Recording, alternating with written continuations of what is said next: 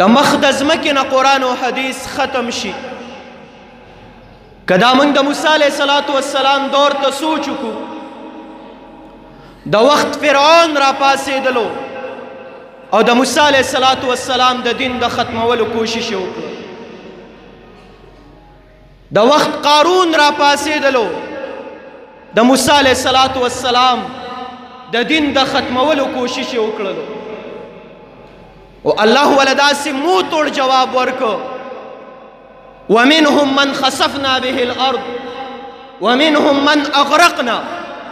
الله وی د دغه خلکو حالت وګوره چې زما د محبوب بندگانو زما د دین سماوي د ختمولو کوشش شروع کو، په مخ د ځمکه مې ذلیل او رسوا کړل. کنه که موږ د ابراهیم علیه السلام دور ته لاړ شو، د وخت نمرود را پاڅېدلو د ابراهیم علیه السلام د دین ختمولو کوشش وکړو.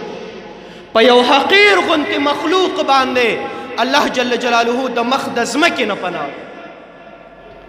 زما محترمو، په دې دور کې تاسو د کفر میشن ته ګورئ، تاسو د مغرب میشن ته ګورئ.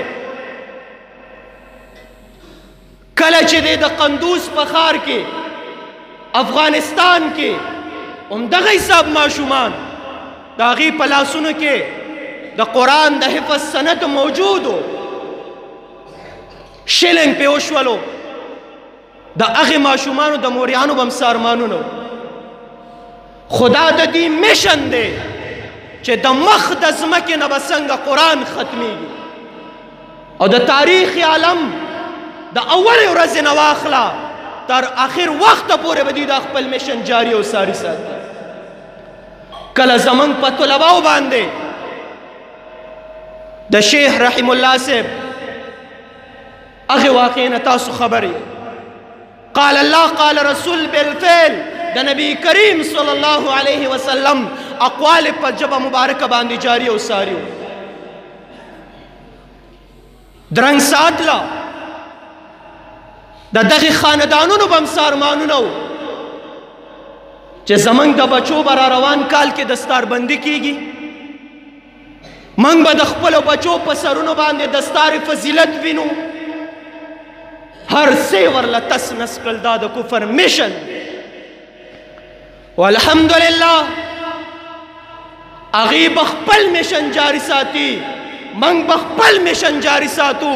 هغې د قرآن او حدیث د دین اسلام د ختمولو کوشش کوي.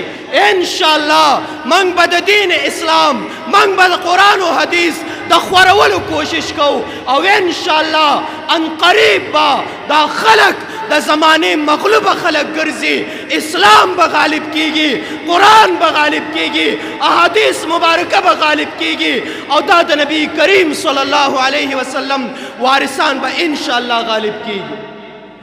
زما محترمو، د دین اسلام خدمت وکړئ، که د تصوف په ذریعه دی څنګه چې شیخ صاحب وفرمایل، که د دعوت و تبلیغ په ذریعه دی، که د سیاست په ذریعه دی، که د جهاد په ذریعه دی، او که د درس و تدریس میدان دی، انشاءالله د دین اسلام خدمت پکو، او د دین اسلام دا جنډه به انشاءالله سربلند ساتو.